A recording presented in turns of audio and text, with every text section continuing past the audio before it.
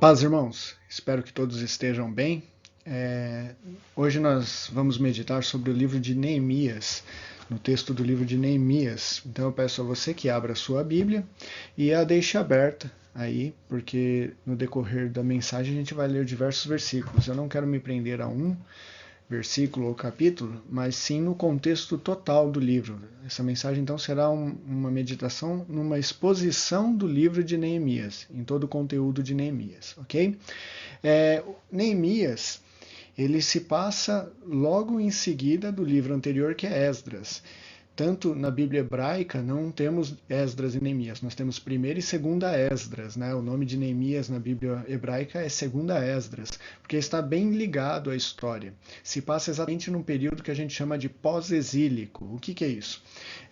Israel, no final do livro de Crônicas e de Reis, nós vemos que irou ao Senhor, no último capítulo de segunda Crônicas, diz que Israel provocou o Senhor zombando dos seus profetas e da sua mensagem, e por causa de despertar a ira de Deus e quebrar a aliança que foi feita, Deus levantou os caldeus, os babilônicos, para que pudessem punir o povo de Israel. Então a Babilônia ela veio, dominou o território de Israel, destruiu Jerusalém e levou cativo todos os homens e jovens daquela cidade.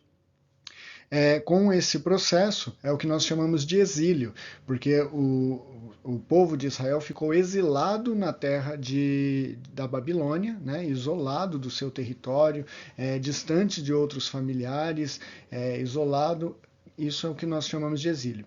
No final ainda, nos últimos versículos do livro de 2 Crônicas e já no começo do livro de Esdras, nós temos o imperador do Império Medo-Persa, um grande império que se levantou e dominou a Babilônia, Ciro, e ele escreve uma carta, então, permitindo que todos os povos exilados pela Babilônia, pelo antigo império, pudessem retornar às suas terras e reconstruir os seus templos e adorar aos seus deuses. O começo de Esdras se dá exatamente com essa carta do rei Ciro e o povo retornando para reconstruir o templo de Jerusalém e retomar a adoração ao Deus de Israel. O livro de Esdras inteiro ele se trata desse assunto.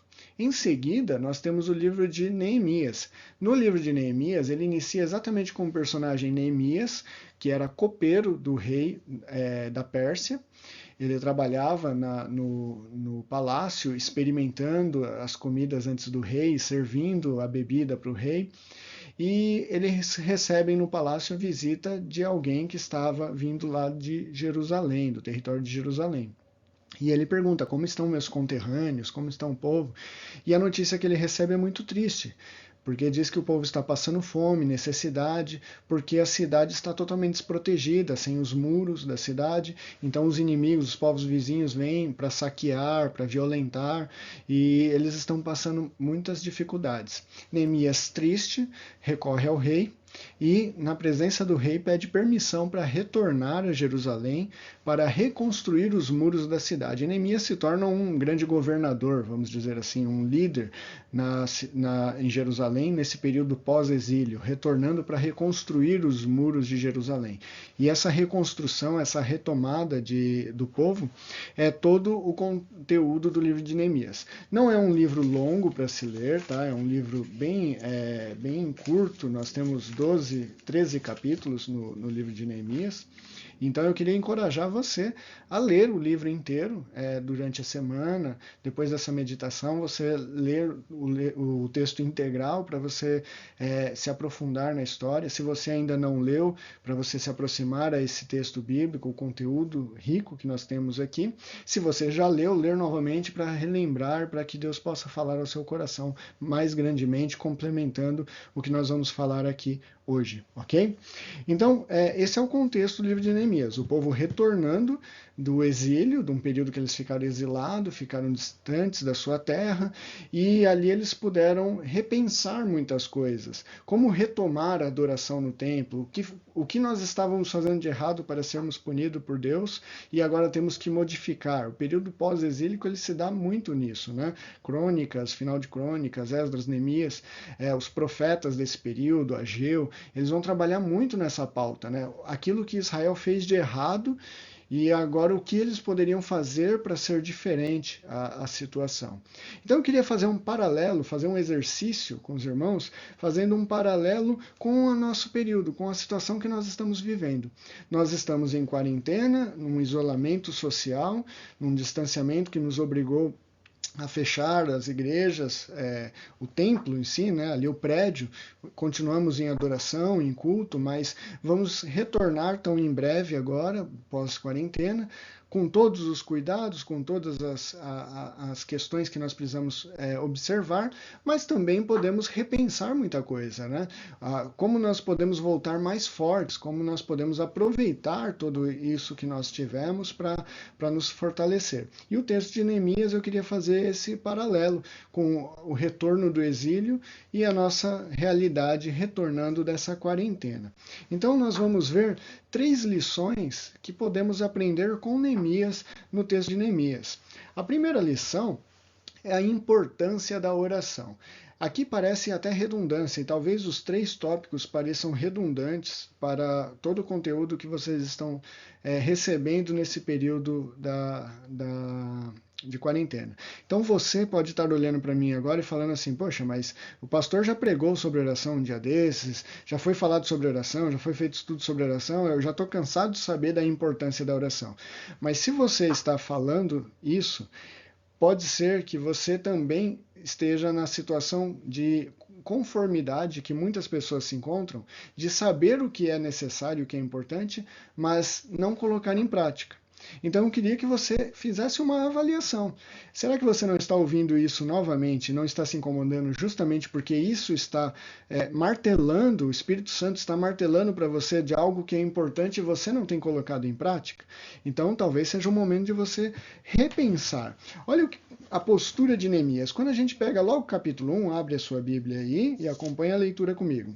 Lá no versículo 4 diz, e sucedeu que ouvindo eu estas palavras, assentei-me e chorei, lamentei por alguns dias e tive jejuando e orando perante o Deus dos céus. Qual foi a postura de Neemias? Ele ficou triste com a notícia que ele recebeu. Ele chorou, ele lamentou. A Bíblia não esconde a fragilidade dos seus servos, dos seus homens, dos homens da Bíblia. Mas a grande força de Neemias estava que ele fez isso na presença de Deus. Você pode ter tido crises depressivas, de tristeza, de angústia nesse período de quarentena, você pode estar passando por um momento desse, mas como você está lidando com isso? Essa é a grande questão. A Bíblia nos ensina a depositar as nossas emoções, as nossas ansiedades na presença de Deus. Ela não diz que nós não podemos ter ansiedade. Não andeis ansiosos com coisa alguma, correto? Mas depositem toda a ansiedade na presença de Deus, e Ele cuidará de nós. Coloque na presença dele. Os salmos são repletos disso, né? De lamentações dos salmistas chorando, lamentando os inimigos que o perseguem, o sofrimento, os ossos rangem de dor, de angústia, eles sentem o desejo de ir à profundeza das sepulturas. Tem vários salmos usando versos dessa forma. Mas a grande questão é que o salmista está fazendo isso em oração na presença de Deus. Ele deposita isso na presença de Deus. Quando nós avançamos para o capítulo 2, lá no versículo 4, também diz assim, o rei me disse, que pedes agora? Então eu orei ao Deus do céu. Olha só, e disse o rei, se é do agrado, e disse ao rei, se é do agrado do rei, ou seja, o rei chega para Neemias e fala assim, o que queres que eu te faça? Quando ele chega triste na presença do rei, o rei olha para ele e fala, poxa, por que você está triste? O simples fato dele estar triste na frente do rei, no ofício do rei, ele poderia ser punido até pela morte, porque você não podia fazer o serviço do rei com mau agrado. Então, aquele momento era um momento perigoso. Mas pela confiança que Neemias tinha na presença do rei, o rei pergunta para ele, o que você quer que eu faça por você? E ao invés dele responder de prontidão, Neemias sabia o que ele queria. Neemias sabia muito bem o que ele queria. Muitas vezes a gente sabe exatamente o que a gente quer. Se Deus chegasse para nós, ou se dentro daquela fábula do gênio, né, viesse para a gente e falasse, você tem 3 desejos. Eu acredito que, pelo menos o primeiro desejo, todo mundo sabe muito bem o que vai pedir. Todo mundo sabe o que que é. Mas Neemias, mesmo estando lamentando e orando e jejuando perante Deus, esperando uma resposta, quando ele vê a oportunidade de responder, ainda assim ele não responde de prontidão. Ele ora novamente e depois ele responde. Dá a entender aqui que é no momento. Eu orei ao Deus e respondi. Então, algo meio, mesmo que uma prece rápida. Senhor, me ajude agora, me dê sabedoria para escolher, para usar as palavras e vamos lá. Mas o pensamento sempre na presença de Deus, a consciência de que somos dependentes de Deus, isso é oração, se prostrar perante Deus, se colocando perante Deus, constantemente orando, seja em qualquer momento, seja antes da solução, seja durante o resultado, a solução, a resposta, seja depois. Uma vida de oração, uma postura de oração. E quando nós olhamos a vida de Neemias, a história no livro de Neemias, nós vemos que é constante isso, não é um momento ou outro momento. Olha o capítulo 4, avançando um pouquinho mais, lá no versículo 9. Porém, nós oramos ao nosso Deus e pusemos uma guarda contra eles de dia e de noite por causa deles. Aqui os inimigos começaram a se levantar quando Neemias começa a construir os muros. Aqueles povos vizinhos que estavam se aproveitando viram que teriam problemas se Jerusalém se fortalecesse, reconstruíram os muros e começaram a impedir. Porém, eles fizeram o quê? Eles oraram ao Deus e colocaram guardas. Eles oraram e agiram. Então, não quer dizer que nós vamos orar e parar, simplesmente esperar. Não, não. No caso aqui, eles oraram e fizeram algo. Mas eles oraram primeiro antes de fazer algo.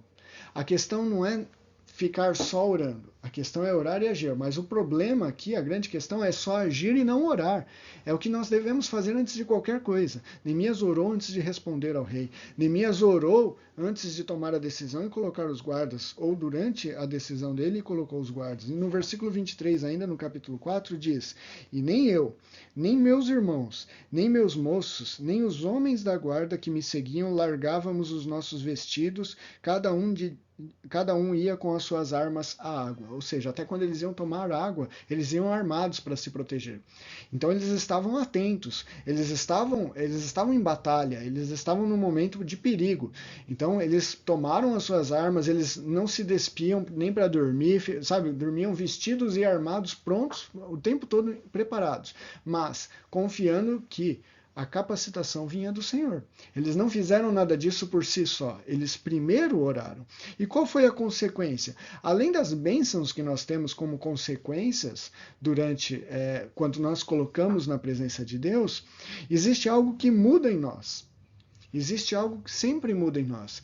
A oração, o conceito de oração, é a ideia de nós darmos continuidade a um diálogo que começou com Deus. Foi Deus, em sua revelação a nós, que se dirigiu primeiramente a nós e nos colocou, nos revelou a nossa condição de pecado e que nós devemos procurá-lo. Então nós estamos respondendo a Deus, não é uma iniciativa nossa, é uma iniciativa que começou em Deus, em abrir essa opção de diálogo com Ele. Então, quando nós fazemos isso, nós estamos nos prostrando, nós estamos admitindo nossas fraquezas, nossas limitações, e nós estamos permitindo que Deus trabalhe na nossa vida. Nós estamos nos colocando à disposição de Deus. E aí, se você avançar um pouquinho no capítulo 6, Neemias teve mais problemas e começaram a tentar criar armadilhas para matar Neemias. E aí mandaram mensageiros para chamar ele, para poder levar ele para alguma armadilha, para algum lugar. E olha só o que diz o versículo 12 do capítulo 6. E conheci que eles não eram de Deus, não era Deus quem os enviava, mas esta profecia falou contra mim, porquanto Tobias e Sambalate os subornaram. Tobias e Sambalate eram dois líderes desses povos inimigos de Neemias. Então, quando ele recebe uma profecia, um profeta falso, dizendo, olha, Deus mandou você ir para um determinado lugar, ele diz que percebeu que era falso. Mas por que ele percebeu? Como ele soube que não era de Deus? Ele soube que não era de Deus porque ele estava próximo de Deus, seja em caráter de oração, seja num relacionamento conhecendo a lei de Deus, conhecendo a voz de Deus. Diz a Bíblia, no Novo Testamento, Jesus diz que as ovelhas conhecem a voz do seu pastor. Então, quando nós conhecemos a palavra, nós nos aproximamos de Deus. Isso nos leva a ter a segunda lição que nós podemos aprender no livro de Neemias, aprender com Neemias, que é a aplicação ao estudo, ao conhecimento de Deus. Quando nós chegamos no capítulo 8, os muros estão construídos já, e eles começam a organizar agora o culto, começam a organizar as coisas. E uma das primeiras ações deles, olha o versículo 3, 3 do capítulo 8. E leu nela, agora que no 2 diz que eles trouxeram a lei, né, na frente do povo, reuniu o povo, e no 3 diz, e leu nela diante da praça que está diante da porta das águas, desde a alva até o meio-dia, de manhã até o meio-dia, perante os homens, e mulheres e entendidos, e os ouvidos de todo o povo estavam atentos ao livro da lei. Agora, olha só, lá no versículo 8, diz assim, e leram no livro na lei de Deus e declararam e explicaram o sentido do que o sentido, faziam que lendo entendessem, ou seja, eles foram lendo, explicando e fazendo o povo entender qual o sentido daquilo que eles estavam lendo. Ainda no versículo 13, no dia seguinte, ajuntaram-se os cabeças dos pais de todo o povo, e os sacerdotes e levitas, a Esdras, o escriba, e isto para atentarem nas palavras da lei. Salta para o versículo 18. E de dia em dia ele lia o livro da lei de Deus, desde o primeiro dia até o derradeiro, e celebraram a solenidade das festas 7 dias, e no 8º dia a festa do encerramento, segundo o rito. Percebam que eles iam lendo e estudando a palavra de Deus constantemente. Eles estavam estudando a palavra de Deus constantemente. Então nós temos dois aspectos aqui, nós temos dois grupos aqui. Nós temos o grupo daqueles que ensinavam, que faziam entender as Escrituras, e nós vemos lá no versículo 8 isso, eles ensinavam, explicavam e faziam que o povo conseguisse entender. Então aqui os professores, aqueles que instruem. Então muitas vezes a gente acha que quem tem que estudar a Bíblia é o pastor, é o pregador, é o professor da EBD, é esses que têm que estudar a Bíblia porque é eles que vão ensinar. Isso é uma cultura que talvez tenha vindo do catolicismo, que lá tem uma hierarquia e que até a Idade Média criou essa ideia, até recentemente não existia a Bíblia traduzida para a língua do povo e o povo tinha que aceitar o que era falado pelo padre, seja em latim, no culto, ou seja na leitura da bula papal. Então, o povo eles não tinham que estudar a Bíblia, eles só tinham que receber o ensino do clero, né, da hierarquia da igreja. Mas nós vemos que todo o povo aqui, eles se aplicavam também e buscavam. No versículo 3, 13 e 18, nós vemos que o povo ia e ficava lá prestando atenção e buscava aprender. Então, nós temos aqueles que buscam aprender para ensinar, mas nós temos também aqueles que se aplicam a aprender, a receber esse ensino. Então, semanalmente nós estamos aqui gravando vídeos, mandando mensagens, o pastor tem pregado, a gente tem conteúdo da EBD, as classes funcionando, os estudos dos pequenos grupos, porém nada disso tem resultado se não houver uma aplicação ao estudo, um desejo de aprender, um desejo de se aproximar, de meditar nas Escrituras. Olha o que diz o texto de 1 Pedro 3,15, diz assim, ó, antes, santificai a Cristo como Senhor em vossos corações, estais sempre preparados para responder com mansidão e temor a qualquer que vos pedir a razão da esperança do que há em vós. Então, estar preparado é estar meditando, é estar estudando, é estar constantemente buscando conhecimento para poder responder a este mundo porquê da nossa esperança. E o povo aqui ele se aplicou ao estudo e se aproximou de Deus, em conhecer a Deus. E isso fez com que eles pudessem prosperar, que eles pudessem atingir os seus objetivos. Afinal de contas, o exílio aconteceu justamente porque eles desobedeceram, porque eles não conheciam a lei de Deus. Em Oséias diz que o povo peca por não conhecer as Escrituras, por não conhecer a lei. Aqui eles estão buscando fazer algo diferente, melhorar nesse aspecto. Mas fazer isso tão somente foi bom, mas era preciso manter isso, que é a terceira lição que nós podemos aprender em Neemias, a necessidade de vigilância, de manter o trabalho que estava sendo feito. Olha o contraste que existe do capítulo 12, quando nós estamos ali no capítulo 12, no final do 12, para o capítulo 13. Convido você a ler com calma depois, mas no capítulo 12 ele estabelece o culto, os sacerdotes, quem ia fazer os sacrifícios no templo, ele organiza todo o o trabalho, toda a edificação, a dedicação do muro em culto ao Senhor, o ministério do templo ali no final do 12, quem ia fazer o que e tal.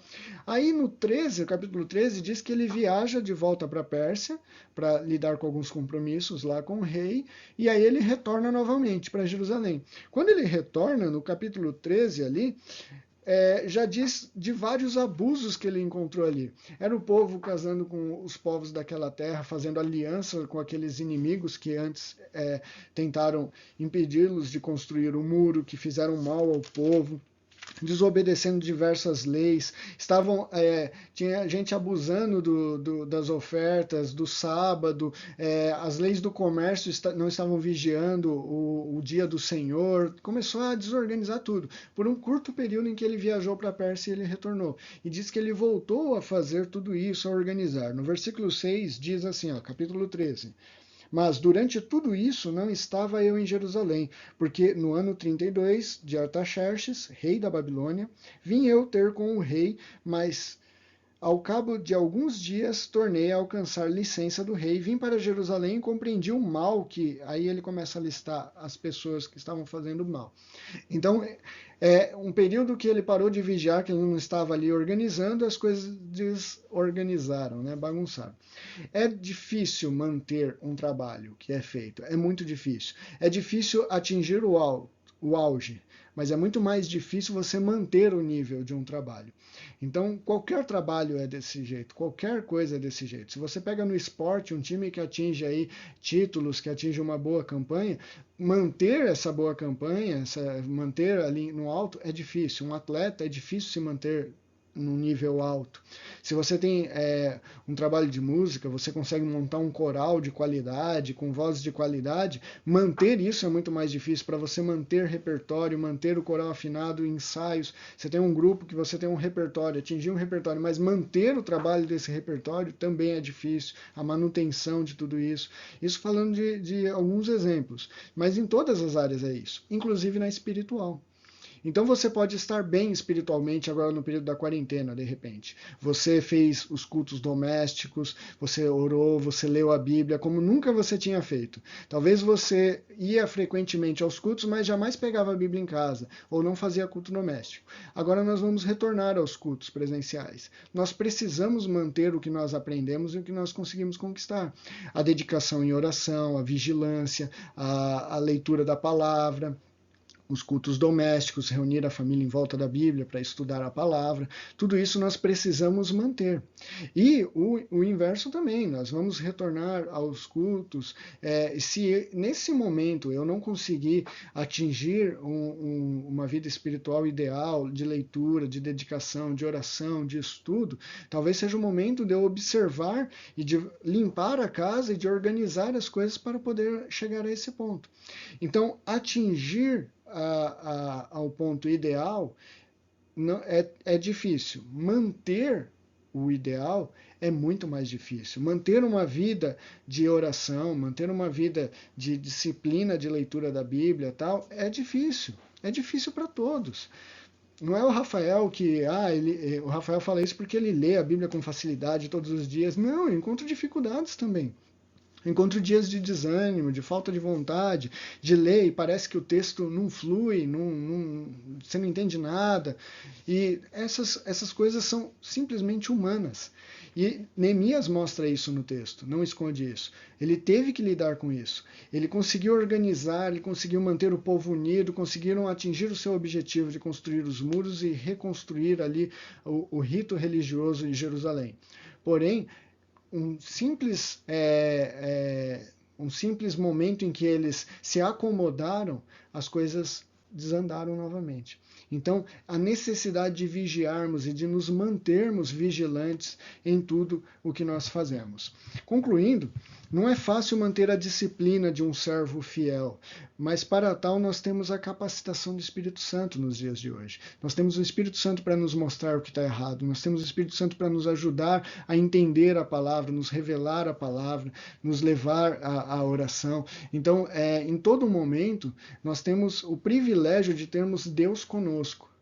Então nós precisamos recorrer a Deus, ao Espírito Santo, em oração, estudando a palavra, entendendo o que ele tem para nos ensinar e mantendo essa vigilância.